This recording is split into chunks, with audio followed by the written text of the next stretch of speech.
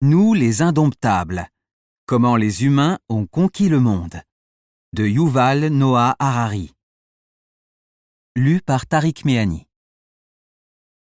Notre histoire commence il y a très longtemps, il y a des millions d'années, quand les humains étaient encore des animaux comme les autres.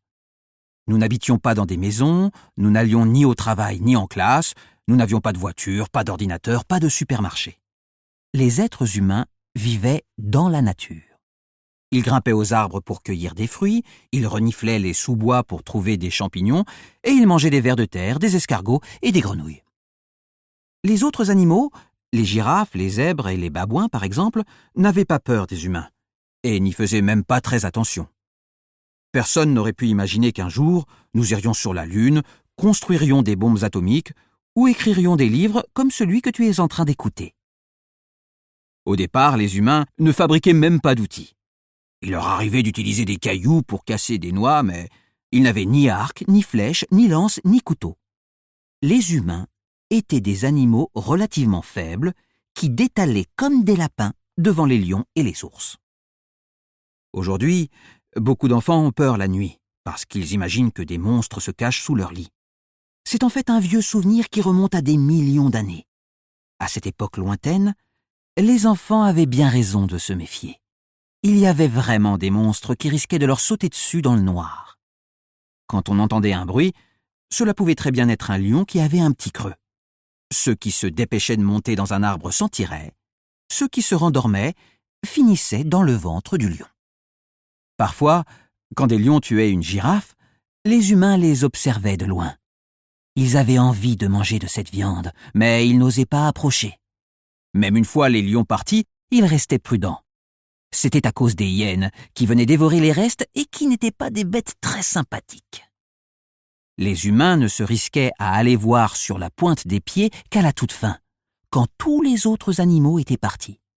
Et là, trop tard. Il n'y avait plus que des os. Bon, tant pis, se disait-il, et il partait cueillir des figues. Et puis un jour, une personne a eu une idée géniale. Cette personne a pris un caillou et elle s'en est servie pour écraser un os. À l'intérieur, elle a trouvé de la moelle. C'est une partie bien tendre dans l'os. Elle en a mangé un peu et elle a trouvé cela délicieux. En la voyant faire, d'autres l'ont imité. Très vite, tout le monde s'est mis à casser des os pour récupérer la moelle. Les humains avaient enfin découvert quelque chose qu'ils étaient les seuls à savoir faire. Les animaux ont tous une spécialité. Les araignées tissent des toiles pour attraper les mouches, les abeilles font du miel et les pivers trouvent des larves dans les troncs d'arbres. Certains animaux ont des talents vraiment surprenants. Les poissons nettoyeurs, par exemple, suivent les requins en attendant qu'ils aient fini de manger. Mettons qu'un requin croque un thon pour son goûter. Quand il a terminé, il ouvre grand sa gueule et ses tout petits poissons nagent à l'intérieur pour aller récupérer les miettes de thon restées coincées entre ses dents. C'est mieux qu'une brosse à dents et les nettoyeurs ont de quoi se remplir le ventre. Heureusement, les requins les reconnaissent et ne les mangent jamais par erreur. Voilà donc que les humains de la préhistoire s'étaient découvert une spécialité. Ils savaient récupérer la moelle des os. Oui, mais le plus important pour eux, ce n'était pas la moelle. C'était qu'ils avaient appris à se servir d'un caillou pour en faire un outil.